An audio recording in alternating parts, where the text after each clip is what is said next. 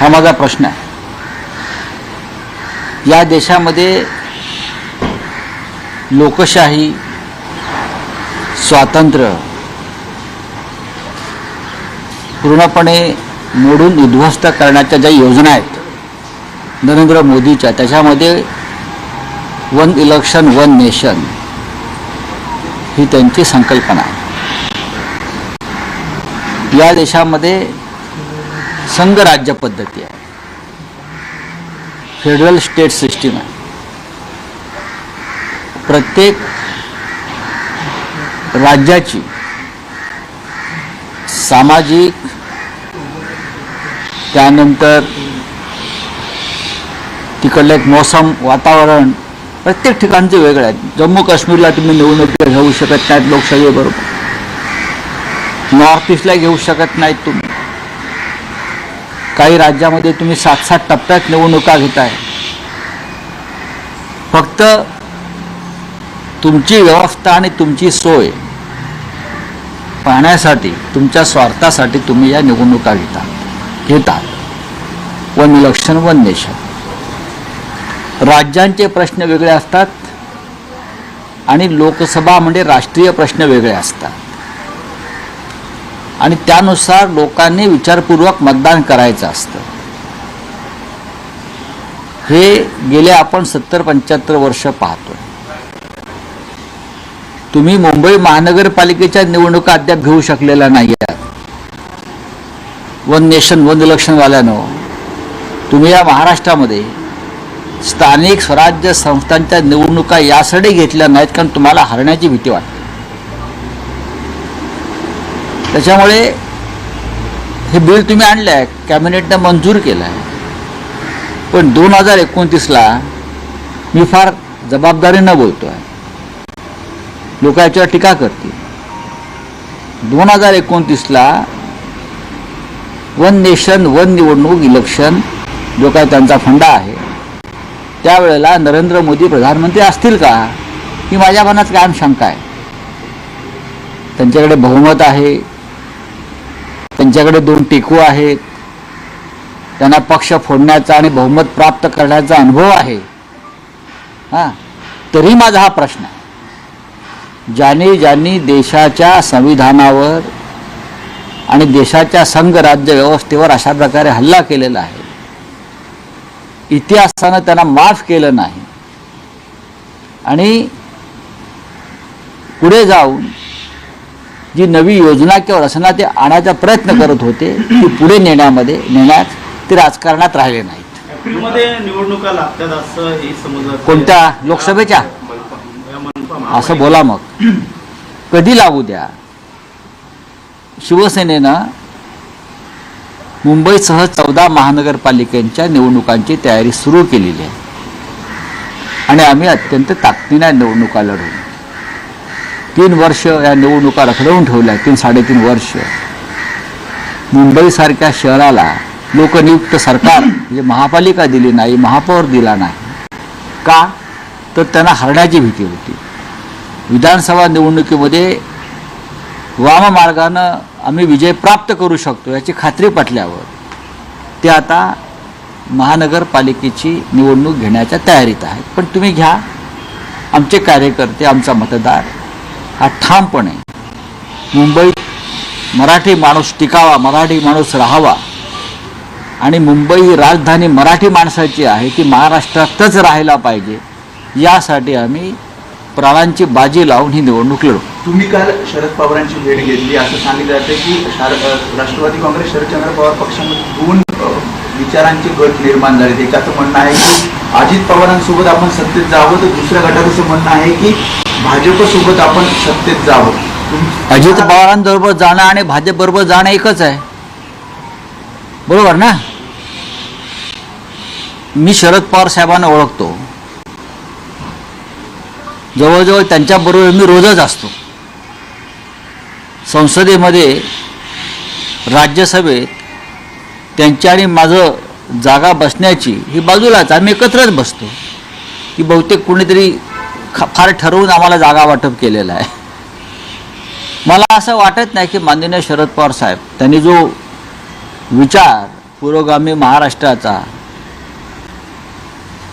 त्यानंतर धर्मांध शक्तीपासून दूर राहण्याचा विचार जो यशवंतराव चव्हाणांपासून आम्ही या महाराष्ट्रामध्ये रुजवण्याचा प्रयत्न केला, अशा विचारांपासून माननीय शरद पवार साहेब दूर जातील आणि हे जे भाजपच्या गोटात सामील झालेले हौशे नवशे गवशे आहेत, घाबरून पळून गेलेले, त्यांच्या नादाला लागून काही वेगळा विचार करतील याच्याविषयी माझ्या मनामध्ये म्हणजे अजिबात करणार नाही. आणि दुसरा असा आहे की याबाबत मध्यस्थी कोण करताय, कोण करताय अशी माहिती की अदानींच्या घरी नाही, या संदर्भात मोठा उद्योगपती कशाला, गौतम अडाणींचं नाव घ्या ना तुम्ही कशाला लाजताय. असं म्हणलं जातं की बघा, गौतम अडाणींच्या घरी अलीकडे राजकीय चर्चा होतात, महाराष्ट्राचे भविष्य ते ठरवायचा प्रयत्न करताय. कोण? गौतम अडाणी, ज्याने महाराष्ट्राचं विमानतळ ताब्यात घेतलं, ज्याने धारावीसह हजारो एकर जमीन मुंबईची गिळली, ज्याने महाराष्ट्राचे जकात नाके ताब्यात घेतले सत्ता आल्याबरोबर, हे गौतम अडाणी महाराष्ट्राचं सामाजिक आणि राजकीय भवितव्य ठरवणार आहे. हे गौतम अडाणी म्हणजे का आचार्य विनोबा भावे आहेत का? हे गौतम अडाणी म्हणजे दादा धर्माधिकारी आहेत का? हे गौतम अडाणी म्हणजे जमनलाल बजाज आहेत का? हे गौतम अडाणी म्हणजे सन्माननीय आदरणीय यशवंतराव चव्हाणजी आहेत का, की जे या राजकारण्यांच्या गटातटामध्ये मध्यस्थता करून महाराष्ट्राला पुढे नेण्याचं काम करतायत? काय आहे? एक उद्योगपती जो नरेंद्र मोदींचा मित्र आहे आणि मित्र म्हणून हा महाराष्ट्र आणि देश लुटण्याचा प्रयत्न करतोय म्हणून देशामध्ये गोंधळ सुरू आहे.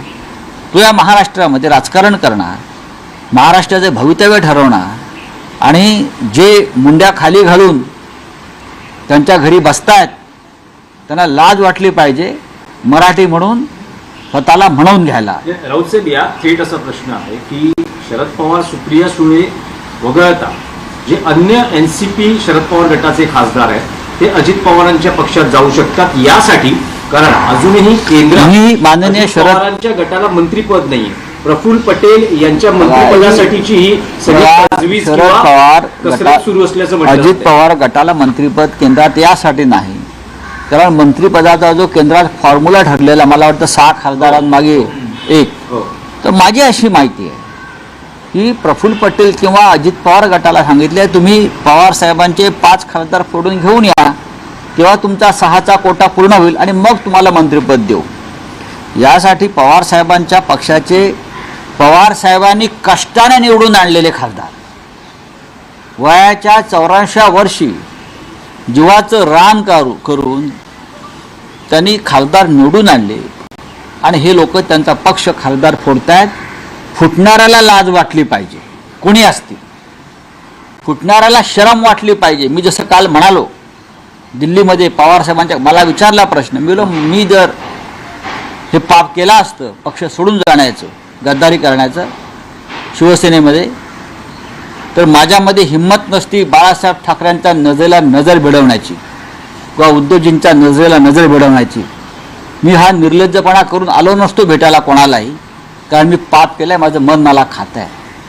नाही, पण राऊत साहेब, शरद पवार गटाचे काही खासदार हे नॉट रिचेबल असल्याचंही म्हटलं जातं. मला वाटत नाही.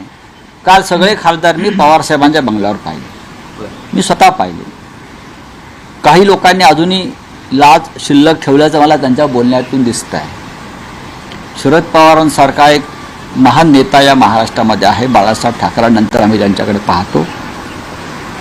जे कोणी असा विचार करत असतील तर ते पवारसाहेबांशी बेईमानी करत नसून ते महाराष्ट्राशी बेईमानी करतात असं मी समजतो.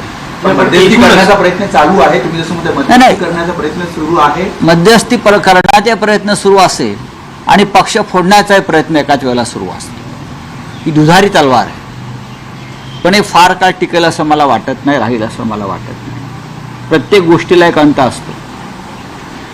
तुम्ही प्रत्येक या जगामध्ये असे जे राज्यकर्ते हुकुमशहा निर्माण झाले त्यांचा अंत अत्यंत वाईट पद्धतीनं झाला. मग हिटलर असेल, असद असेल, सद्दाम हुसेन असेल, इदी अमीन असेल, सगळ्यांचाच अंत शेवटी लोकांच्या हातून होतो.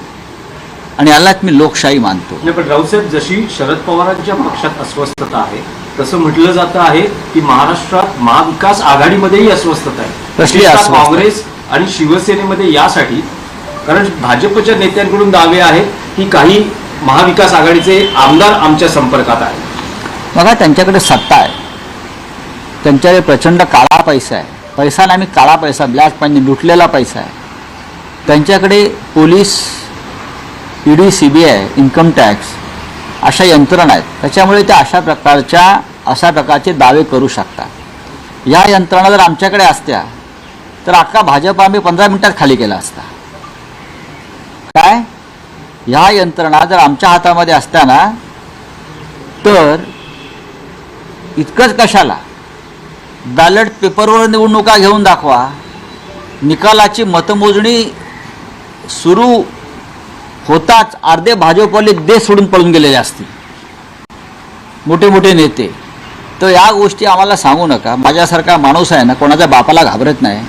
आम्ही सगळं भोगून पक्षामध्ये तुरुंगवास भोगले, मारामाऱ्या केल्या, सगळं रक्त सांडलं, रक्त पाहिलं आहे. आता आम्ही सभ्य झालेलो आहोत. जोपर्यंत सभ्य आहोत तोपर्यंत आम्ही सभ्यतेनं राहू. महाराष्ट्राच्या मुळावर याचा प्रयत्न कराल तर पुन्हा 105 हुतात्मे देण्याची तयारी फक्त उद्धव ठाकरे यांच्या नेतृत्वाखालच्या शिवसेनेमध्ये आहे. आणि त्या 105 हुतात्म्यातला पहिला हुतात्मा संजय राऊत असेल महाराष्ट्रासाठी. राऊसाहेब, महापालिकेच्या निवडणुका महाविकास आघाडी या एकत्रितपणे किंवा तुमचा पद्धतीने, हो, पण म्हणजे तुमचा हट्ट काय आहे त्यासाठी? स्वबळावर शिवसेना आतापर्यंत स्थानिक स्वराज्य संस्था या कधीही युती किंवा आघाडीमध्ये लढल्या गेल्या नाही, कधीच नाही. भारतीय जनता पक्ष शिवसेनाची युती असतानाही नाही, काँग्रेस राष्ट्रवादी काँग्रेसची आघाडी असतानाही नाही. ह्या वेगळ्या प्रकारच्या निवडणुका असतात, तुम्ही समजून घेतलं पाहिजे. नगरपालिका, ग्रामपंचायती, जिल्हा परिषदा, महानगरपालिका या निवडणुका वेगळ्या आहेत. त्यांना स्वतंत्रपणे त्यांना लढायचं आहे, त्यांनी लढलं पाहिजे आणि आपापल्या कार्यकर्त्यांना बळ दिलं पाहिजे. हेच कार्यकर्त्यांचं बळ पुढे विधानसभा आणि लोकसभेला आघाडी आणि युती म्हणून उपयोगाला येतं. म्हणजे स्पष्ट असं समजायचं का की शिवसेना UBT, मुंबई महापालिका आणि अन्य महापालिका निवडणुका, स्थानिक स्वराज्य संस्था, आम्ही कोणताही निर्णय घेताना आम्ही 3 पक्ष एकत्र बसून निर्णय घेऊ. हे पण तुम्हाला मी सांगतो. आम्ही जो निर्णय घेऊ कोणताही, तो घेताना शिवसेना, माननीय उद्धव ठाकरे, राष्ट्रवादी काँग्रेस, माननीय शरद पवार साहेब आणि काँग्रेस, 3 पक्ष एकत्र बसूनच आम्ही हे सगळे निर्णय घेऊ. चिंता नसावी. बोलिये. मंत्रिमंडळाचा विस्तार होतो आहे उद्या, पण अजूनही शिंदे शिवसेना, अजित पवार यांचा NCP अस्वस्थता दिसते. खातं आपल्याकडे असावं, विशेषतः गृहमंत्रीपद.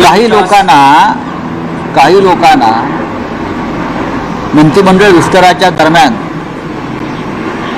हृदयविकाराचा झटका किंवा ब्रेन हॅमरेज झालं नाही म्हणजे कमावलं, ॲम्ब्युलन्स ठेवल्या पाहिजे, आसपास रुग्णवाहिका ठेवा, अनेकांना धक्के बसणार.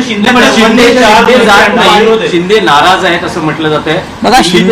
बघा, शिंदेच्या नाराजीला कोण विचारत आहे? शिंदे यांचा आनंद किंवा शिंदे यांची नाराजी हा विषय आता दिल्लीसाठी संपलेला आहे. हे सगळी कळसूत्री बावली आहे. अजित पवार असतील, शिंदे असतील, त्यांचे लोक असतील, हे गुलाम आहे आणि गुलामांना बंडाची भाषा करायची नसते.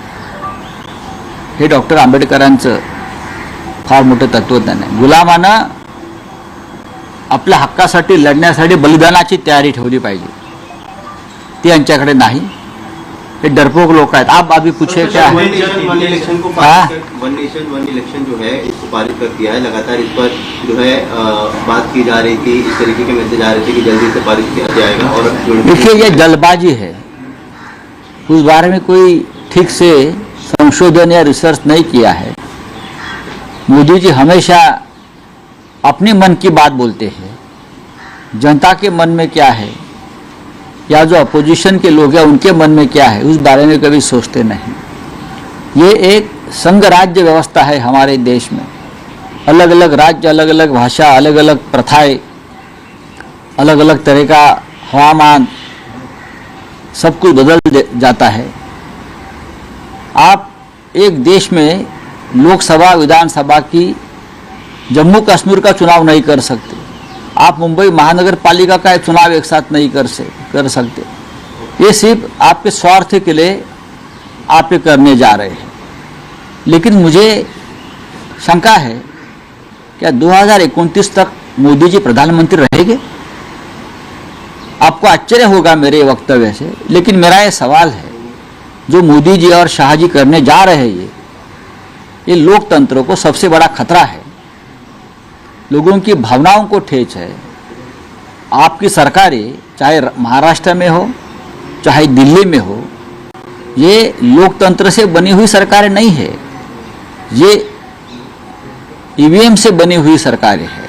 महाराष्ट्र में आप देखिए, गांव-गांव में लोग रिजोल्यूशन कर रहे हैं ईवीएम के खिलाफ। इसी जनता को आप मूर्ख समझते हो? तो 2029 तक क्या मोदी जी प्रधानमंत्री रहेंगे देखने के लिए? हाँ, क्या उनको सत्ता छोड़नी पड़ेगी? ये आने वाला समय बताएगा। एनसीपी शरद पवार जी का जो पक्ष है उनमें दो विचार दिख रहे हैं। एक कह रहे हैं कि अजित पवार के साथ जाना चाहिए, दूसरा खुद कह रहा है कि हमें भाजपा के साथ जाना चाहिए। उसका मतलब ये कि है ना, भाजपा के साथ जाना चाहिए, मीन्स भाजपा की गुलामी करनी चाहिए।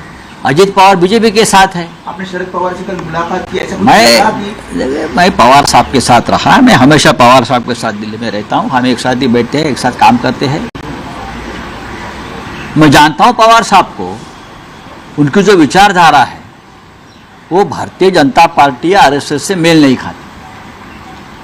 पवार साहब अकेले रहेंगे, वापस खड़े रहेंगे, उनकी पार्टी खड़ी करेंगे, लेकिन बीजेपी के साथ कभी नहीं जाएंगे, ये मेरा विश्वास है। कोई देखो, उद्योगपति गौतम अडानी का नाम मैं सुन रहा हूँ, जो मोदी जी के मित्र है, वो मिडलमैन है।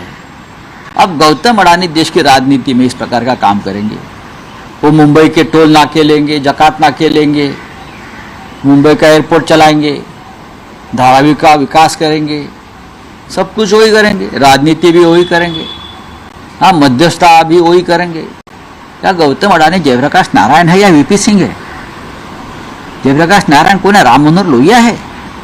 आचार्य विनोबा भावे है? कौन है भाई ये, कि उनकी मध्यस्थता से उनके घर में ये बैठक सब हो रही है?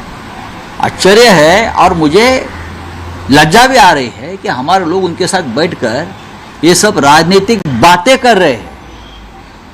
देश के लिए बहुत शर्मनाक बात है ये। मैं तो मानता हूं, मैं इतने सालों से राजनीति में हूं, पत्रकारिता में हूं, आम नागरिक भी हूं इस देश का। मैं सोचता हूं एक देश में क्या हो रहा है। नहीं राहुल साहब, लेकिन शरद पवार हो, सुप्रिया सुले हो, भले अजित पवार मुझे नहीं लगता है, मुझे नहीं लगता, मुझे नहीं लगता है ये कोई सांसद जा सकते। देखिए, शरद पवार साहब ने बहुत कष्ट करके, मेहनत करके अपने सांसदों को चुनकर लाए, नहीं तो क्या हैसियत थी किसी की? पवार साहब को चेहरे पर देखकर लोगों ने वोट किया है, 8 सांसद चुनकर है। आप उनको तोड़ेंगे? आपको शर्म आनी चाहिए। आपके पास क्या कम है? आपके पास बहुमत है, फिर भी आपकी ये जो कीड़ा है ना दिमाग में, उसको तोड़ूंगा, उसको तोड़ूंगा, उसको तोड़ूंगा, ये कब तक चलेगा? नहीं राहुल साहब, मामला है प्रफुल्ल पटेल के कैबिनेट मंत्री पद का। प्रफुल्ल पटेल जी को कैबिनेट, अभी भी प्रफुल्ल पटेल जी को अगर कैबिनेट बनना है तो जाकर मोदी जी के चरणों में बैठो। लेकिन उसको कहा गया है प्रफुल्ल जी को कि जो एक फॉर्मूला तय हुआ है कि 6 सांसदों के पीछे एक मंत्री पद। अजित पवार जी के पास एक ही सांसद है, तटकरे, तो और 5 सांसद आप तोड़कर लेके आइए। इसलिए प्रफुल्ल साहब की ये सब क्या बोलता है उसको, कवायद चल रही है, एक कवायद, तवायफ सब चल रहा है, तवायफगिरी है ये। चलिए, थैंक यू। देवेंद्र फडणवीस ने कल एक बयान दिया कि राहुल गांधी ने जब भारत जोड़ो यात्रा की थी तो उनके आसपास जो लोग थे वो अराजकता फैलाते हैं और इसकी वजह से जो है उनके आसपास संजय राउत भी थे। क्या मैं अराजक फैलाता हूं? उनके आसपास अमोल पालेकर जी थे, भारत जोड़ो यात्रा में अमोल पालेकर भी थे। बहुत से आईएएस और आर्मी के लोग उनके साथ थे। राहुल गांधी के साथ मैं पठानकोट से जम्मू तक चलाऊं 28 किलोमीटर। हम लोग अराजक फैलाने वाले लोग हैं। मैंने देखा है बड़े बड़े सामाजिक कार्यकर्ता, हाँ, बड़े बड़े आर्मी के अफसर, डॉक्टर्स, वकील, ये राहुल जी के साथ देश में चल रहे थे। अगर उनको लगता है कि अराजक फैलाने वाले लोग हैं तो आपके साथ कौन है? प्रफुल्ल पटेल, नवाब मलिक, हाँ, एकनाथ शिंदे, जिनको ऊपर ईडी धर दबोचना चाहती थी, ये क्या थे? कौन है? दिल्ली में देखिए उनके साथ कौन बैठे हैं। जरा अभ्यास करिए, रिसर्च करिए। आप ईवीएम से बने हुए मुख्यमंत्री हैं, फिर भी दिमाग चलाइए। तर भाजपकडनं आता विरोध केला गेला आहे.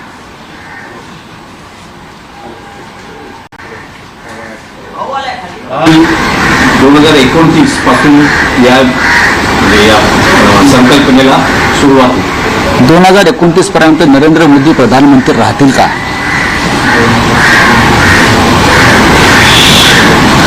हा माझा प्रश्न आहे. या देशामध्ये लोकशाही, स्वातंत्र्य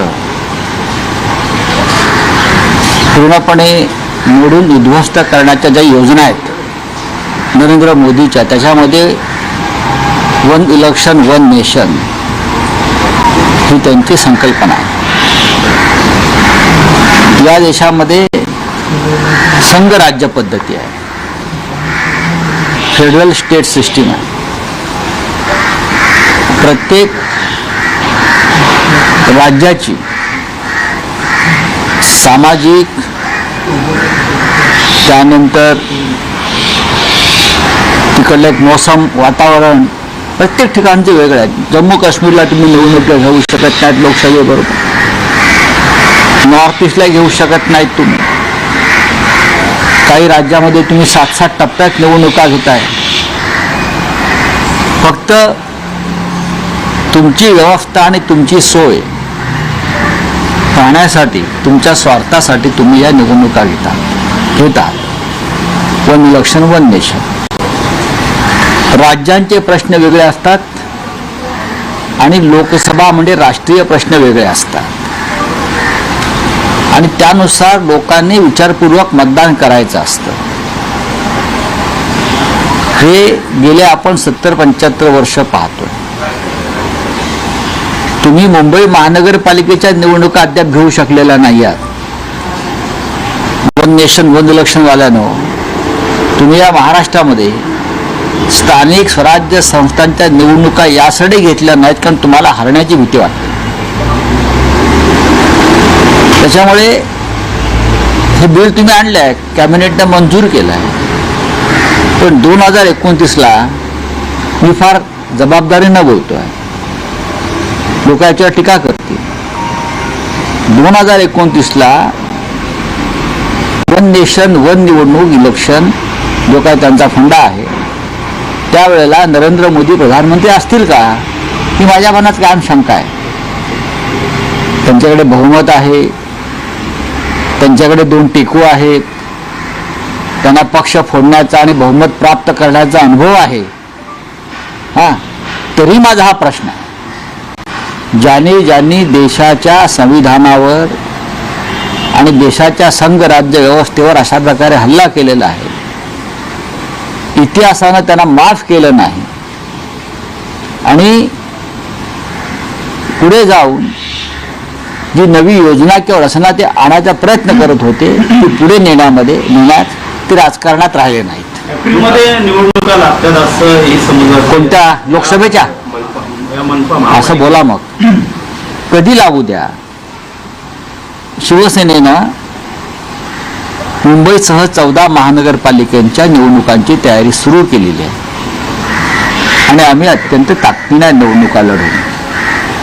3 वर्ष या निवडणुका रखडवून ठेवल्या. 3-3.5 वर्ष मुंबईसारख्या शहराला लोकनियुक्त सरकार म्हणजे महापालिका दिली नाही, महापौर दिला नाही. का? तर त्यांना हरण्याची भीती होती.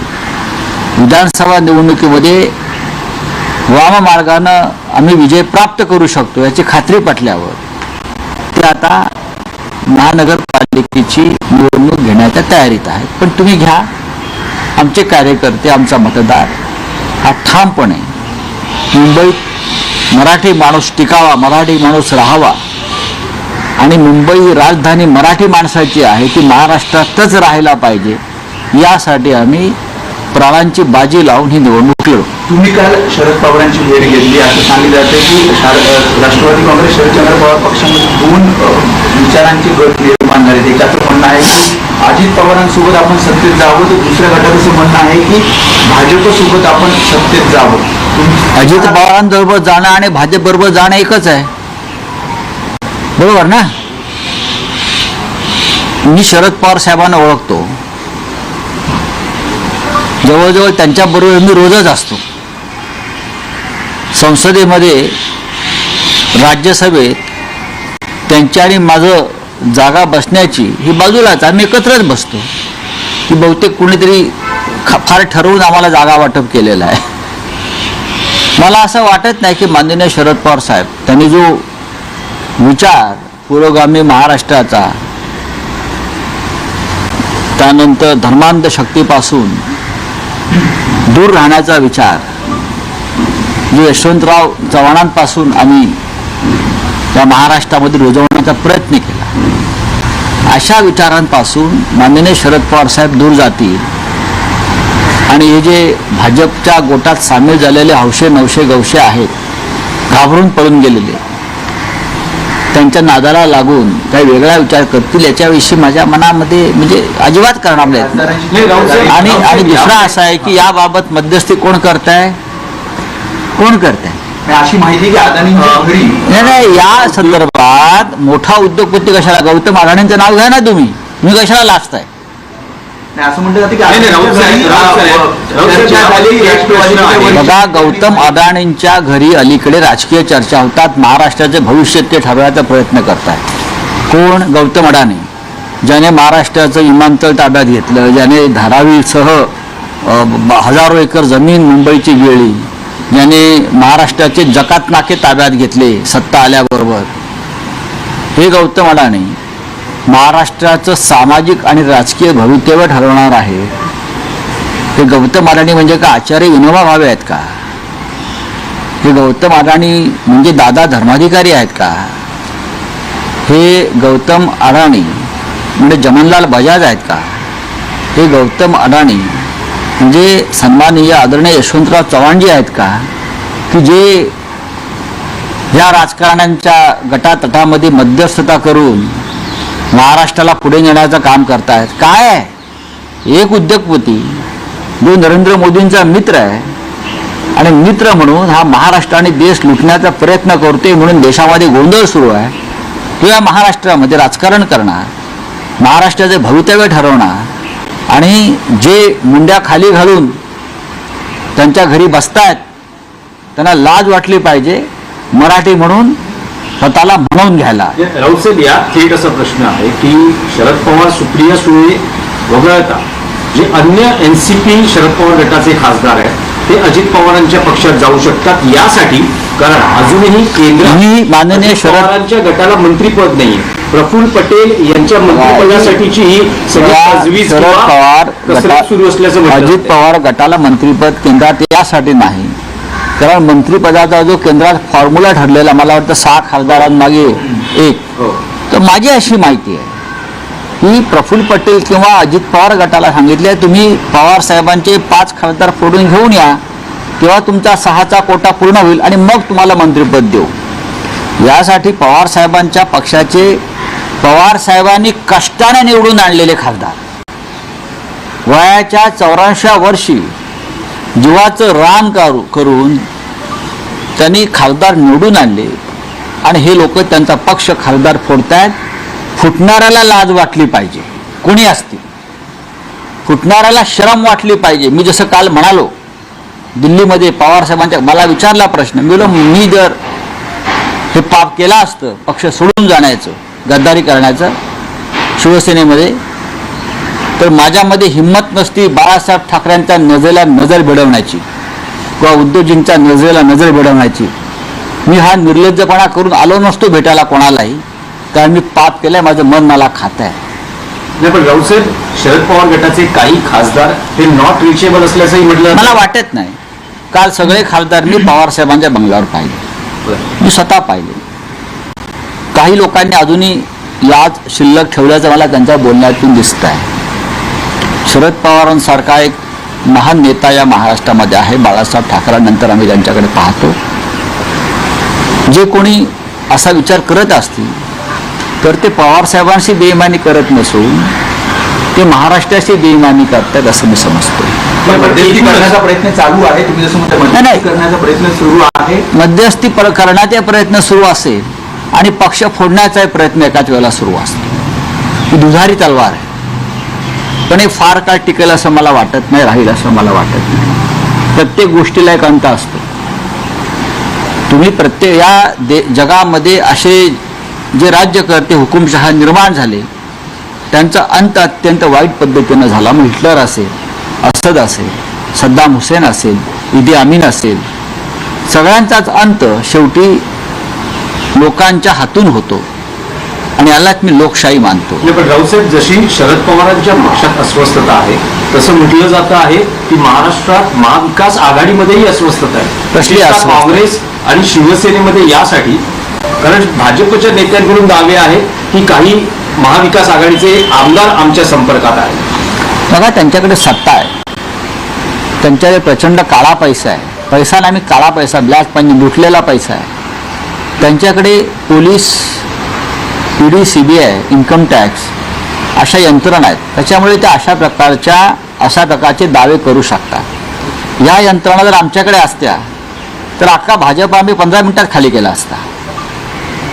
काय, ह्या यंत्रणा जर आमच्या हातामध्ये असत्या ना तर इतकंच कशाला, बॅलेट पेपरवर निवडणुका घेऊन दाखवा, निकालाची मतमोजणी सुरू होताच अर्धे भाजपवाले देश सोडून पळून गेलेले असतील, मोठे मोठे नेते. तर या गोष्टी आम्हाला सांगू नका. माझ्यासारखा माणूस आहे ना, कोणाच्या बापाला घाबरत नाही. आम्ही सगळं भोगून पक्षामध्ये तुरुंगवास भोगले, मारामाऱ्या केल्या, हा सगळं रक्त सांडलं, रक्त पाहिलंय. आता आम्ही सभ्य झालेलो आहोत. जोपर्यंत सभ्य आहोत तोपर्यंत आम्ही सभ्यतेनं राहू. महाराष्ट्राच्या मुळावर याचा प्रयत्न कराल तर पुन्हा 105 हुतात्मे देण्याची तयारी फक्त उद्धव ठाकरे यांच्या नेतृत्वाखालच्या शिवसेनेमध्ये आहे. आणि त्या 105 हुतात्म्यातला पहिला हुतात्मा संजय राऊत असेल महाराष्ट्रासाठी. रावसाहेब, महापालिकेच्या निवडणुका महाविकास आघाडी या एकत्रितपणे किंवा तुमचा हो, पण तुमचा हट्ट काय आहे त्या स्वबळावर शिवसेना आतापर्यंत स्थानिक स्वराज्य संस्था या कधीही युती किंवा आघाडीमध्ये लढल्या गेल्या नाही, कधीच नाही. भारतीय जनता पक्ष शिवसेनाची युती असतानाही नाही, काँग्रेस राष्ट्रवादी काँग्रेसची आघाडी असतानाही नाही. ह्या वेगळ्या प्रकारच्या निवडणुका असतात, तुम्ही समजून घेतलं पाहिजे. नगरपालिका, ग्रामपंचायती, जिल्हा परिषदा, महानगरपालिका या निवडणुका वेगळ्या आहेत. त्यांना स्वतंत्रपणे त्यांना लढायचं आहे, त्यांनी लढलं पाहिजे आणि आपापल्या कार्यकर्त्यांना बळ दिलं पाहिजे. हेच कार्यकर्त्यांचं बळ पुढे विधानसभा आणि लोकसभेला आघाडी आणि युती म्हणून उपयोगाला येतं. म्हणजे स्पष्ट असं समजायचं का की शिवसेना युबीटी मुंबई महापालिका आणि अन्य महापालिका निवडणुका स्थानिक स्वराज्य संस्था आम्ही कोणताही निर्णय घेताना आम्ही 3 पक्ष एकत्र बसून निर्णय घेऊ. हे पण तुम्हाला मी सांगतो. आम्ही जो निर्णय घेऊ कोणताही तो घेताना शिवसेना, माननीय उद्धव ठाकरे, राष्ट्रवादी काँग्रेस, माननीय शरद पवार साहेब आणि काँग्रेस 3 पक्ष एकत्र बसूनच आम्ही सगळे निर्णय घेऊ. चिंता नसावी. बोलिये. मंत्रिमंडळाचा विस्तार होतो आहे उद्या, पण अजूनही शिंदे शिवसेना, अजित पवार यांचा एनसीपी अस्वस्थता दिसते. खातं आपल्याकडे असावं, विशेषतः गृहमंत्रीपद. काही लोकांना मंत्रिमंडळ विस्ताराच्या दरम्यान हृदयविकाराचा झटका किंवा ब्रेन हॅमरेज झालं नाही म्हणजे कमावलं, ॲम्ब्युलन्स ठेवल्या पाहिजे, आसपास रुग्णवाहिका ठेवा, अनेकांना धक्के बसणार. शिंदे नाराज आहेत असं म्हटलं जात आहे. बघा, शिंदेच्या नाराजीला कोण विचारत आहे? शिंदे यांचा आनंद किंवा शिंदे यांची नाराजी हा विषय आता दिल्लीसाठी संपलेला आहे. हे सगळे कळसूत्री बावली आहेत. अजित पवार असतील, शिंदे असतील, त्यांचे लोक असतील, ते गुलाम आहेत. आणि गुलामानं बंडाची भाषा करायची नसते. हे डॉक्टर आंबेडकरांचं फार मोठं तत्वज्ञान आहे. गुलामानं आपल्या हक्कासाठी लढण्यासाठी बलिदानाची तयारी ठेवली पाहिजे. ती यांच्याकडे नाही. हे डरपोक लोक आहेत. आप अभी पूछे क्या वन इलेक्शन को वन नेशन वन इलेक्शन जो है इसको पारित कर दिया है. लगातार इस पर जो है बात की जा रही थी, इस तरीके के मैसेज आ रहे थे कि जल्दी से पारित किया जाएगा. और देखिए ये जल्दबाजी है. इस बारे में कोई ठीक से संशोधन या रिसर्च नहीं किया है. मोदी जी हमेशा अपने मन की बात बोलते हैं. जनता के मन में क्या है या जो अपोजिशन के लोग हैं उनके मन में क्या है उस बारे में कभी सोचते नहीं. ये एक संघ राज्य व्यवस्था है हमारे देश में. अलग अलग राज्य, अलग अलग भाषा, अलग अलग प्रथाएं, अलग अलग तरह का हवामान, सब कुछ बदल जाता है. आप एक देश में लोकसभा विधानसभा की जम्मू कश्मीर का चुनाव नहीं कर सकते. आप मुंबई महानगर पालिका का चुनाव एक साथ नहीं कर सकते. ये सिर्फ आपके स्वार्थ के लिए आप ये करने जा रहे हैं. लेकिन मुझे शंका है क्या 2029 तक मोदी जी प्रधानमंत्री रहेंगे? आपको आश्चर्य होगा मेरे वक्तव्य से, लेकिन मेरा ये सवाल है, जो मोदी जी और शाह जी करने जा रहे हैं ये लोकतंत्र को सबसे बड़ा खतरा है. लोगों की भावनाओं को ठेस है. आपकी सरकारें चाहे महाराष्ट्र में हो चाहे दिल्ली में हो, ये लोकतंत्र से बनी हुई सरकारें नहीं है.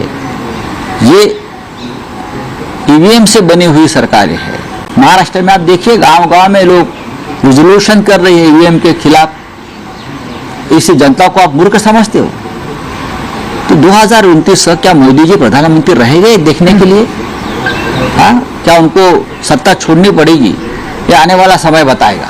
एनसीपी शरद पवार जी का जो पक्ष है उनमें दो विचार दिख रहे हैं. एक कह रहे हैं कि अजित पवार के साथ जाना चाहिए, दूसरा खुद कह रहा है कि हमें भाजपा के साथ जाना चाहिए. उसका मतलब है कि है ना भाजपा के साथ जाना चाहिए, मुझे भाजपा की गुलामी करनी चाहिए.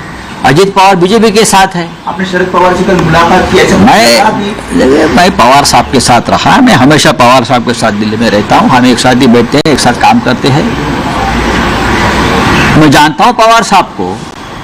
उनकी जो विचारधारा है वो भारतीय जनता पार्टी या आरएसएस से मेल नहीं खाती. पवार साहब अकेले रहेंगे, वापस खड़े रहेंगे, उनकी पार्टी खड़ी करेंगे, लेकिन बीजेपी के साथ कभी नहीं जाएंगे. ये मेरा विश्वास है. कोई तो उद्योगपति गौतम अडानी का नाम मैं सुन रहा हूं, जो मोदी जी के मित्र है, वो मिडलमैन है. अब गौतम अडानी देश की राजनीति में इस प्रकार का काम करेंगे. वो मुंबई के टोल नाके लेंगे, जकात नाके लेंगे, मुंबई का एयरपोर्ट चलाएंगे, धारावी का विकास करेंगे, सब कुछ वही करेंगे, राजनीति भी वही करेंगे. हाँ, मध्यस्थता भी वही करेंगे. क्या गौतम अडानी जयप्रकाश नारायण है या वीपी सिंह है? जयप्रकाश नारायण कौन है? राम मनोहर लोहिया है? आचार्य विनोबा भावे है? कौन है भाई ये कि उनकी मध्यस्थता से उनके घर में ये बैठक सब हो रही है? आश्चर्य है. और मुझे लज्जा भी आ रही है कि हमारे लोग उनके साथ बैठकर ये सब राजनीतिक बातें कर रहे हैं. देश के लिए बहुत शर्मनाक बात है ये. मैं तो मानता हूं, मैं इतने सालों से राजनीति में हूं, पत्रकारिता में हूं, आम नागरिक भी हूं इस देश का. मैं सोचता हूं एक देश में क्या हो रहा है. नहीं राव साहब, लेकिन शरद पवार हो, सुप्रिया सुले हो, भले अजित पवार मुझे नहीं लगता है, मुझे नहीं लगता है ये कोई सांसद जा सकते. देखिए, शरद पवार साहब ने बहुत कष्ट करके, मेहनत करके अपने सांसदों को चुनकर लाए. वो तो क्या हैसियत थी किसी की? पवार साहब को चेहरे पर देखकर लोगों ने वोट किया है, 8 सांसद चुन है. आप उनको तोड़ेंगे? आपको शर्म आनी चाहिए. आपके पास क्या कम है? आपके पास बहुमत है. फिर भी आपकी ये जो कीड़ा है ना दिमाग में, उसको तोड़ूंगा, उसको तोड़ूंगा, उसको तोड़ूंगा, ये कब तक चलेगा? नहीं राव साहब, मामला है प्रफुल्ल पटेल के कैबिनेट मंत्री पद का. प्रफुल्ल पटेल जी को कैबिनेट, अभी भी प्रफुल्ल पटेल जी को अगर कैबिनेट बनना है तो जाकर मोदी जी के चरणों में बैठो. लेकिन उसको कहा गया है प्रफुल्ल जी को कि जो एक फॉर्मूला तय हुआ है कि 6 सांसदों के पीछे एक मंत्री पद, अजीत पवार जी के पास एक ही सांसद है तटकरे, तो और 5 सांसद आप तोड़कर लेके आइए। इसलिए प्रफुल्ल साहब की ये सब क्या बोलता है उसको, कवायद चल रही है। एक कवायद तवायफ सब चल रहा है, तवायफगिरी है ये। चलिए थैंक यू। देवेंद्र फडणवीस ने कल एक बयान दिया कि राहुल गांधी ने जब भारत जोड़ो यात्रा की थी तो उनके आसपास जो लोग थे वो अराजकता फैलाते हैं और इसकी वजह से जो है उनके आसपास संजय राउत भी थे। क्या मैं अराजक फैलाता हूं? उनके आसपास अमोल पालेकर जी थे। भारत जोड़ो यात्रा में अमोल पालेकर भी थे। बहुत से आईएएस और आर्मी के लोग उनके साथ थे। राहुल गांधी के साथ मैं पठानकोट से जम्मू तक चलाऊं 28 किलोमीटर। हम लोग अराजक फैलाने वाले लोग हैं। मैंने देखा है बड़े बड़े सामाजिक कार्यकर्ता, हाँ, बड़े बड़े आर्मी के अफसर, डॉक्टर्स, वकील, ये राहुल जी के साथ देश में चल रहे थे। अगर उनको लगता है कि अराजक फैलाने वाले लोग हैं तो आपके साथ कौन है? प्रफुल्ल पटेल, नवाब मलिक, हाँ, एकनाथ शिंदे, इनके ऊपर ईडी धर दबोचना चाहती थी। ये क्या थे? कौन है? दिल्ली में देखिए उनके साथ कौन बैठे हैं। जरा अभ्यास करिए, रिसर्च करिए। आप ईवीएम से बने हुए मुख्यमंत्री हैं, फिर भी दिमाग चलाइए। भाजपकडे आता विरोध केला गेला. 2029 पासून या संकल्पनेला सुरुवात होईल. 2029 पर्यंत नरेंद्र मोदी प्रधानमंत्री राहतील का?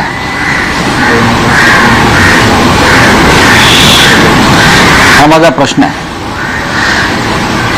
या देशामध्ये लोकशाही, स्वातंत्र्य पूर्णपणे मोडून उद्ध्वस्त करण्याच्या ज्या योजना आहेत नरेंद्र मोदीच्या, त्याच्यामध्ये वन इलेक्शन वन नेशन ही त्यांची संकल्पना आहे. या देशामध्ये संघ राज्य पद्धती आहे, फेडरल स्टेट सिस्टीम आहे. प्रत्येक राज्याची सामाजिक, त्यानंतर तिकडलं एक मोसम, वातावरण प्रत्येक ठिकाणचे वेगळे आहेत. जम्मू काश्मीरला तुम्ही निवडणूक घेऊ शकत नाहीत लोकसभेबरोबर, नॉर्थ ईस्टला घेऊ शकत नाहीत तुम्ही. काही राज्यामध्ये तुम्ही 7-7 टप्प्यात निवडणुका घेताय. फक्त तुमची व्यवस्था आणि तुमची सोय पाहण्यासाठी, तुमच्या स्वार्थासाठी तुम्ही या निवडणुका घेतात. One election one nation. राज्यांचे प्रश्न वेगळे असतात आणि लोकसभा म्हणजे राष्ट्रीय प्रश्न वेगळे असतात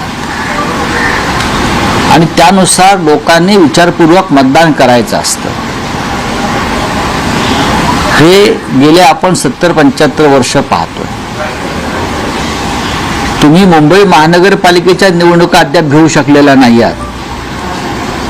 वन नेशन वन इलेक्शन वाल्यानो, तुम्ही या महाराष्ट्रामध्ये स्थानिक स्वराज्य संस्थांच्या निवडणुका यासाठी घेतल्या नाहीत कारण तुम्हाला हरण्याची भीती वाटते. त्याच्यामुळे हे बिल तुम्ही आणलं आहे, कॅबिनेटने मंजूर केलं आहे. पण 2029ला मी फार जबाबदारीनं बोलतोय, लोक याच्यावर टीका करतील. 2029ला वन नेशन वन निवडणूक इलेक्शन जो काय त्यांचा फंडा आहे, त्यावेळेला नरेंद्र मोदी प्रधानमंत्री असतील का ही माझ्या मनात कायम शंका आहे. त्यांच्याकडे बहुमत आहे, त्यांच्याकडे 2 टेकू आहेत, त्यांना पक्ष फोडण्याचा आणि बहुमत प्राप्त करण्याचा अनुभव आहे. हां, तरी माझा हा प्रश्न आहे, ज्यांनी देशाच्या संविधानावर आणि देशाच्या संघ राज्य व्यवस्थेवर अशा प्रकारे हल्ला केलेला आहे, इतिहासानं त्यांना माफ केलं नाही आणि पुढे जाऊन जी नवी योजना किंवा रचना ते आणायचा प्रयत्न करत होते ती पुढे नेण्यात ते राजकारणात राहिले नाहीत. एप्रिलमध्ये निवडणुका लागतात असं ही समजलं. कोणत्या? लोकसभेच्या? मनपा असं बोला मग. कधी लागू द्या. शिवसेनेनं मुंबईसह 14 महानगरपालिकांच्या निवडणुकांची तयारी सुरू केलेली आहे आणि आम्ही अत्यंत ताकदीने निवडणुका लढवू. 3 वर्ष या निवडणुका रखडवून ठेवल्या. 3-3.5 वर्ष मुंबईसारख्या शहराला लोकनियुक्त सरकार म्हणजे महापालिका दिली नाही, महापौर दिला नाही. का? तर त्यांना हरण्याची भीती होती. विधानसभा निवडणुकीमध्ये वाममार्गानं आम्ही विजय प्राप्त करू शकतो याची खात्री पटल्यावर ते आता महानगरपालिकेची निवडणूक घेण्याच्या तयारीत आहेत. पण तुम्ही घ्या. आमचे कार्यकर्ते, आमचा मतदार हा ठामपणे मुंबईत मराठी माणूस टिकावा, मराठी माणूस राहावा आणि मुंबई राजधानी मराठी माणसाची आहे, ती महाराष्ट्रातच राहायला पाहिजे, यासाठी आम्ही प्राणांची बाजी लावून ही निवडणूक लढू. तुम्ही काल शरद पवारांची भेट घेतली असं सांगितलं जातं की राष्ट्रवादी काँग्रेस शरदचंद्र पवार पक्षामध्ये 2 विचारांचे गट निर्माण झाले. त्याचं म्हणणं आहे की अजित पवारांसोबत आपण सत्तेत जावं, तर दुसऱ्या गटाचं म्हणणं आहे की भाजपसोबत आपण सत्तेत जावं. अजित पवारांबरोबर जाणं आणि भाजपबरोबर जाणं एकच आहे, बरोबर ना? मी शरद पवार साहेबांना ओळखतो. जवळजवळ त्यांच्याबरोबर मी रोजच असतो. संसदेमध्ये, राज्यसभेत त्यांची आणि माझं जागा बसण्याची ही बाजूलाच, आम्ही एकत्रच बसतो. की बहुतेक कुणीतरी फार ठरवून आम्हाला जागा वाटप केलेलं आहे.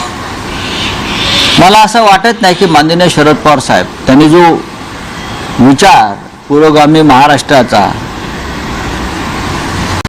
त्यानंतर धर्मांध शक्तीपासून दूर राहण्याचा विचार जो यशवंतराव चव्हाणांपासून आम्ही त्या महाराष्ट्रामध्ये रुजवण्याचा प्रयत्न केला, अशा विचारांपासून माननीय शरद पवार साहेब दूर जातील आणि हे जे भाजपच्या गोटात सामील झालेले हौशे नवशे गवशे आहेत, घाबरून पळून गेलेले, त्यांच्या नादाला लागून काही वेगळा विचार करतील याच्याविषयी माझ्या मनामध्ये म्हणजे अजिबात करणार नाहीत. आणि दुसरा असा आहे की याबाबत मध्यस्थी कोण करताय, कोण करताय अशी माहिती की अदानी नाही. या संदर्भात मोठा उद्योगपती कशाला, गौतम अडाणींचं नाव घ्या ना तुम्ही कशाला लाजताय? असं म्हणलं जातं की बघा, गौतम अडाणींच्या घरी अलीकडे राजकीय चर्चा होतात. महाराष्ट्राचे भविष्य ते ठरवायचा प्रयत्न करतात. कोण? गौतम अडाणी, ज्याने महाराष्ट्राचं विमानतळ ताब्यात घेतलं, ज्याने धारावीसह हजारो एकर जमीन मुंबईची गिळली, ज्याने महाराष्ट्राचे जकात नाके ताब्यात घेतले सत्ता आल्याबरोबर, हे गौतम अडाणी महाराष्ट्राचं सामाजिक आणि राजकीय भवितव्य ठरवणार आहे. हे गौतम अडाणी म्हणजे का आचार्य विनोबा भावे आहेत का? हे गौतम अडाणी म्हणजे दादा धर्माधिकारी आहेत का? हे गौतम अडाणी म्हणजे जमनलाल बजाज आहेत का? हे गौतम अडाणी म्हणजे सन्माननीय आदरणीय यशवंतराव चव्हाणजी आहेत का? की जे या राजकारण्यांच्या गटातटामध्ये मध्यस्थता करून महाराष्ट्राला पुढे नेण्याचं काम करतायत. काय आहे? एक उद्योगपती जो नरेंद्र मोदींचा मित्र आहे आणि मित्र म्हणून हा महाराष्ट्र आणि देश लुटण्याचा प्रयत्न करतोय म्हणून देशामध्ये गोंधळ सुरू आहे. तो या महाराष्ट्रामध्ये राजकारण करणार, महाराष्ट्राचे भवितव्य ठरवणार आणि जे मुंड्या खाली घालून त्यांच्या घरी बसतायत त्यांना लाज वाटली पाहिजे मराठी म्हणून स्वतःला म्हणून घ्यायला. राऊत साहेब, या थेट असा प्रश्न आहे की शरद पवार सुप्रिया सुळे वगळता जे अन्य एनसीपी शरद पवार गटाचे खासदार आहेत ते अजित पवारांच्या पक्षात जाऊ शकतात, यासाठी कारण अजूनही केंद्रात माननीय शरद पवारांच्या गटाला मंत्रीपद नाहीये. प्रफुल्ल पटेल यांच्या मंत्रिपदासाठीची ही सगळी शरद पवार सुरू असल्याचं म्हटलं. अजित पवार गटाला मंत्रीपद केंद्रात यासाठी नाही, कारण मंत्रिपदाचा जो केंद्रात फॉर्म्युला ठरलेला, मला वाटतं 6 खासदारांमागे 1, तर माझी अशी माहिती आहे की प्रफुल्ल पटेल किंवा अजित पवार गटाला सांगितले तुम्ही पवार साहेबांचे 5 खासदार फोडून घेऊन या, तेव्हा तुमचा 6चा कोटा पूर्ण होईल आणि मग तुम्हाला मंत्रिपद देऊ. यासाठी पवार साहेबांच्या पक्षाचे पवार साहेबांनी कष्टाने निवडून आणलेले खासदार वयाच्या 84व्या वर्षी जीवाचं रान करून त्यांनी खासदार निवडून आणले आणि हे लोक त्यांचा पक्ष खासदार फोडतायत. फुटणाऱ्याला लाज वाटली पाहिजे, कोणी असतील, फुटणाऱ्याला शरम वाटली पाहिजे. मी जसं काल म्हणालो दिल्लीमध्ये पवारसाहेबांच्या, मला विचारला प्रश्न, मी जर हे पाप केलं असतं पक्ष सोडून जाण्याचं, गद्दारी करण्याचं शिवसेनेमध्ये, तर माझ्यामध्ये हिंमत नसती बाळासाहेब ठाकरेंच्या नजरेला नजर भिडवण्याची किंवा उद्धवजींच्या नजरेला नजर भिडवण्याची. मी हा निर्लज्जपणा करून आलो नसतो भेटायला कोणालाही, कारण मी पाप केलंय, माझं मन मला खात आहे. नाही, पण राऊतसाहेब, शरद पवार गटाचे काही खासदार हे नॉट रिचेबल असल्याचंही म्हटलं. मला वाटत नाही. काल सगळे खासदार मी पवारसाहेबांच्या बंगल्यावर पाहिले, मी स्वतः पाहिले. काही लोकांनी अजूनही लाज शिल्लक ठेवल्याचं मला त्यांच्या बोलण्यातून दिसत आहे. शरद पवारांसारखा एक महान नेता या महाराष्ट्रामध्ये आहे. बाळासाहेब ठाकरेंनंतर आम्ही त्यांच्याकडे पाहतो. जे कोणी असा विचार करत असतील तर ते पवारसाहेबांशी बेईमानी करत नसून ते महाराष्ट्राशी बेईमानी करतात असं मी समजतो. मध्यस्थी करण्याचा प्रयत्न चालू आहे, तुम्ही जसं म्हणताय मध्यस्थी करण्याचा प्रयत्न सुरू आहे. मध्यस्थी करण्याचा प्रयत्न सुरू असेल आणि पक्ष फोडण्याचाही प्रयत्न एकाच वेळेला सुरू असतो. ही दुधारी तलवार आहे, पण हे फार काळ टिकेल असं मला वाटत नाही, राहील असं मला वाटत नाही. प्रत्येक गोष्टीला एक अंत असतो. तुम्ही प्रत्येक या जगामध्ये असे जे राज्यकर्ते हुकुमशहा निर्माण झाले त्यांचा अंत अत्यंत वाईट पद्धतीनं झाला. मग हिटलर असेल, असद असेल, सद्दाम हुसेन असेल, इदी अमीन असेल, सगळ्यांचाच अंत शेवटी लोकांच्या हातून होतो आणि यालाच मी लोकशाही मानतो. पण राऊतसाहेब, जशी शरद पवारांच्या पक्षात अस्वस्थता आहे तसं म्हटलं जातं आहे की महाराष्ट्रात महाविकास आघाडीमध्येही अस्वस्थता आहे. कसली अस्वस्थता? काँग्रेस आणि शिवसेनेमध्ये यासाठी, कारण भाजपच्या नेत्यांकडून दावे आहेत की काही महाविकास आघाडीचे आमदार आमच्या संपर्कात आहेत. बघा, त्यांच्याकडे सत्ता आहे, त्यांच्याकडे प्रचंड काळा पैसा आहे. पैसा ना, आम्ही काळा पैसा, ब्लॅक मनी, लुटलेला पैसा आहे. त्यांच्याकडे police, ED, CBI, income tax अशा यंत्रणा आहेत. त्याच्यामुळे ते अशा प्रकारचे दावे करू शकतात. या यंत्रणा जर आमच्याकडे असत्या तर अख्खा भाजप आम्ही 15 मिनिटात खाली केला असता. काय, ह्या यंत्रणा जर आमच्या हातामध्ये असताना तर इतकंच कशाला, बॅलेट पेपरवर निवडणुका घेऊन दाखवा, निकालाची मतमोजणी सुरू होताच अर्धे भाजपवाले देश सोडून पळून गेलेले असतील, मोठे मोठे नेते. तर या गोष्टी आम्हाला सांगू नका. माझ्यासारखा माणूस आहे ना, कोणाच्या बापाला घाबरत नाही. आम्ही सगळं भोगून पक्षामध्ये तुरुंगवास भोगले, मारामाऱ्या केल्या, हा सगळं रक्त सांडलं, रक्त पाहिलंय. आता आम्ही सभ्य झालेलो आहोत. जोपर्यंत सभ्य आहोत तोपर्यंत आम्ही सभ्यतेनं राहू. महाराष्ट्राच्या मुळावर याचा प्रयत्न कराल तर पुन्हा 105 हुतात्मे देण्याची तयारी फक्त उद्धव ठाकरे यांच्या नेतृत्वाखालच्या शिवसेनेमध्ये आहे. आणि त्या 105 हुतात्म्यातला पहिला हुतात्मा संजय राऊत असेल महाराष्ट्रासाठी. राऊतसाहेब, महापालिकेच्या निवडणुका महाविकास आघाडी या एकत्रितपणे किंवा तुमचा पण तुमचा हट्ट काय आहे त्या स्वबळावर शिवसेना आतापर्यंत स्थानिक स्वराज्य संस्था या कधीही युती किंवा आघाडीमध्ये लढल्या गेल्या नाही, कधीच नाही. भारतीय जनता पक्ष शिवसेनाची युती असतानाही नाही, काँग्रेस राष्ट्रवादी काँग्रेसची आघाडी असतानाही नाही. ह्या वेगळ्या प्रकारच्या निवडणुका असतात, तुम्ही समजून घेतलं पाहिजे. नगरपालिका, ग्रामपंचायती, जिल्हा परिषदा, महानगरपालिका या निवडणुका वेगळ्या आहेत. त्यांना स्वतंत्रपणे त्यांना लढायचं आहे, त्यांनी लढलं पाहिजे आणि आपापल्या कार्यकर्त्यांना बळ दिलं पाहिजे. हेच कार्यकर्त्यांचं बळ पुढे विधानसभा आणि लोकसभेला आघाडी आणि युती म्हणून उपयोगाला येतं. म्हणजे स्पष्ट असं समजायचं का की शिवसेना युबीटी मुंबई महापालिका आणि अन्य महापालिका निवडणुका स्थानिक स्वराज्य संस्था आम्ही कोणताही निर्णय घेताना आम्ही 3 पक्ष एकत्र बसून निर्णय घेऊ. हे पण तुम्हाला मी सांगतो. आम्ही जो निर्णय घेऊ कोणताही तो घेताना शिवसेना, माननीय उद्धव ठाकरे, राष्ट्रवादी काँग्रेस, माननीय शरद पवार साहेब आणि काँग्रेस तीन पक्ष एकत्र बसूनच आम्ही हे सगळे निर्णय घेऊ, चिंता नसावी. बोलिये. मंत्रिमंडळाचा विस्तार होतो आहे उद्या, पण अजूनही शिंदे शिवसेना, अजित पवार यांचं एनसीपी अस्वस्थता दिसते. खातं आपल्याकडे असावं, विशेषतः गृहमंत्रीपद. काही लोकांना मंत्रिमंडळ विस्ताराच्या दरम्यान हृदयविकाराचा झटका किंवा ब्रेन हॅमरेज झालं नाही म्हणजे कमावलं, ॲम्ब्युलन्स ठेवल्या पाहिजे, आसपास रुग्णवाहिका ठेवा, अनेकांना धक्के बसणार. शिंदे नाराज आहेत असं म्हटलं जात आहे. बघा शिंदेच्या नाराजीला कोण विचारत आहे?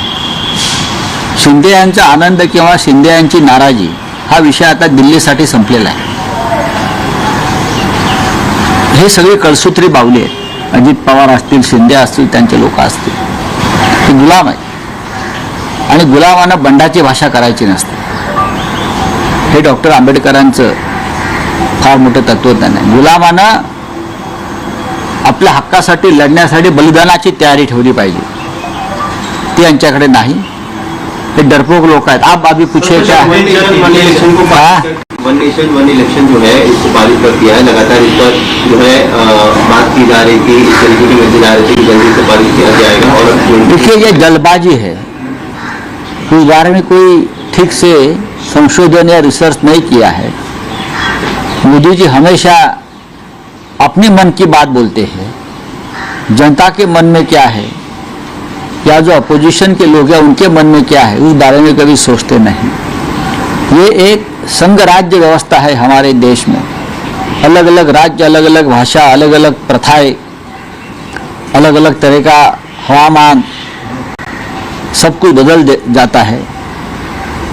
आप एक देश में लोकसभा विधानसभा की जम्मू कश्मीर का चुनाव नहीं कर सकते. आप मुंबई महानगर पालिका का चुनाव एक साथ नहीं कर सकते. ये सिर्फ आपके स्वार्थ के लिए आप ये करने जा रहे हैं. लेकिन मुझे शंका है क्या 2029 तक मोदी जी प्रधानमंत्री रहेंगे? आपको आश्चर्य होगा मेरे वक्तव्य से, लेकिन मेरा ये सवाल है, जो मोदी जी और शाह जी करने जा रहे हैं ये लोकतंत्र को सबसे बड़ा खतरा है, लोगों की भावनाओं को ठेस है. आपकी सरकारें चाहे महाराष्ट्र में हो चाहे दिल्ली में हो, ये लोकतंत्र से बनी हुई सरकारें नहीं है, ये ईवीएम से बनी हुई सरकारें हैं. महाराष्ट्र में आप देखिए गांव-गांव में लोग रिजोल्यूशन कर रहे हैं ईवीएम के खिलाफ. इससे जनता को आप मूर्ख समझते हो? तो 2029 तक क्या मोदी जी प्रधानमंत्री रहेंगे देखने के लिए? हाँ, क्या उनको सत्ता छोड़नी पड़ेगी? ये आने वाला समय बताएगा. एनसीपी शरद पवार जी का जो पक्ष है उनमें दो विचार दिख रहे हैं. एक कह रहे हैं कि अजित पवार के साथ जाना चाहिए, दूसरा गुट कह रहा है कि हमें भाजपा के साथ जाना चाहिए. उसका मतलब है कि है ना भाजपा के साथ जाना चाहिए, मुझे भाजपा की गुलामी करनी चाहिए. अजित पवार बीजेपी के साथ है. आपने शरद पवार से कल मुलाकात की? ऐसा मैं पवार साहब के साथ रहा, मैं हमेशा पवार साहब के साथ दिल्ली में रहता हूँ. हम एक साथ ही बैठते हैं, एक साथ काम करते हैं. मैं जानता हूं पवार साहब को, उनकी जो विचारधारा है वो भारतीय जनता पार्टी या आरएसएस से मेल नहीं खाती. पवार साहब अकेले रहेंगे, वापस खड़े रहेंगे, उनकी पार्टी खड़ी करेंगे, लेकिन बीजेपी के साथ कभी नहीं जाएंगे. ये मेरा विश्वास है. कोई तो उद्योगपति गौतम अडानी का नाम मैं सुन रहा हूं, जो मोदी जी के मित्र है, वो मिडलमैन है. अब गौतम अडानी देश की राजनीति में इस प्रकार का काम करेंगे. वो मुंबई के टोल नाके लेंगे, जकात नाके लेंगे, मुंबई का एयरपोर्ट चलाएंगे, धारावी का विकास करेंगे, सब कुछ वही करेंगे, राजनीति भी वही करेंगे, हाँ मध्यस्थता भी वही करेंगे. क्या गौतम अडानी जयप्रकाश नारायण है या वीपी सिंह है? जयप्रकाश नारायण कौन है? राम मनोहर लोहिया है? आचार्य विनोबा भावे है? कौन है भाई ये कि उनकी मध्यस्थता से उनके घर में ये बैठक सब हो रही है? आश्चर्य है और मुझे लज्जा भी आ रही है कि हमारे लोग उनके साथ बैठकर ये सब राजनीतिक बातें कर रहे हैं. देश के लिए बहुत शर्मनाक बात है ये. मैं तो मानता हूं, मैं इतने सालों से राजनीति में हूं, पत्रकारिता में हूं, आम नागरिक भी हूँ इस देश का, मैं सोचता हूँ इस देश में क्या हो रहा है। नहीं राहुल साहब, लेकिन शरद पवार हो, सुप्रिया सुले हो, भले अजित पवार मुझे नहीं लगता है, मुझे नहीं लगता है, सांसद कब मुझे नहीं लगता है ये कोई सांसद जा सकते हैं। देखिए, शरद पवार साहब ने बहुत कष्ट करके, मेहनत करके अपने सांसदों को चुनकर लाए। वो तो क्या हैसियत थी किसी की? पवार साहब को चेहरे पर देखकर लोगों ने वोट किया है, 8 सांसद चुनकर है। आप उनको तोड़ेंगे? आपको शर्म आनी चाहिए। आपके पास क्या कम है? आपके पास बहुमत है, फिर भी आपकी ये जो कीड़ा है ना दिमाग में, उसको तोड़ूंगा, उसको तोड़ूंगा, उसको तोड़ूंगा, ये कब तक चलेगा? नहीं राहुल साहब, मामला है प्रफुल्ल पटेल के कैबिनेट मंत्री पद का। प्रफुल्ल पटेल जी को कैबिनेट, अभी भी प्रफुल्ल पटेल जी को अगर कैबिनेट बनना है तो जाकर मोदी जी के चरणों में बैठो। लेकिन उसको कहा गया है प्रफुल्ल जी को कि जो एक फॉर्मूला तय हुआ है कि 6 सांसदों के पीछे एक मंत्री पद, अजित पवार जी के पास एक ही सांसद है तटकरे, तो और 5 सांसद आप तोड़कर लेके आइए। इसलिए प्रफुल्ल साहब की ये सब क्या बोलता है उसको, कवायद चल रही है। एक कवायद, तवायफ सब चल रहा है, तवायफगिरी है ये। चलिए, थैंक यू। देवेंद्र फडणवीस ने कल एक बयान दिया कि राहुल गांधी ने जब भारत जोड़ो यात्रा की थी तो उनके आसपास जो लोग थे वो अराजकता फैलाते हैं और इसकी वजह से जो है उनके आसपास संजय राउत भी थे। क्या मैं अराजक फैलाता हूं? उनके आसपास अमोल पालेकर जी थे। भारत जोड़ो यात्रा में अमोल पालेकर भी थे। बहुत से आईएएस और आर्मी के लोग उनके साथ थे। राहुल गांधी के साथ मैं पठानकोट से जम्मू तक चलाऊं 28 किलोमीटर। हम लोग अराजक फैलाने वाले लोग हैं। मैंने देखा है बड़े बड़े सामाजिक कार्यकर्ता, हाँ, बड़े बड़े आर्मी के अफसर, डॉक्टर्स, वकील, ये राहुल जी के साथ देश में चल रहे थे। अगर उनको लगता है कि अराजक फैलाने वाले लोग हैं तो आपके साथ कौन है? प्रफुल्ल पटेल, नवाब मलिक, हाँ, एकनाथ शिंदे, इनको ऊपर ईडी धर दबोचना चाहती थी, ये क्या थे? कौन है? दिल्ली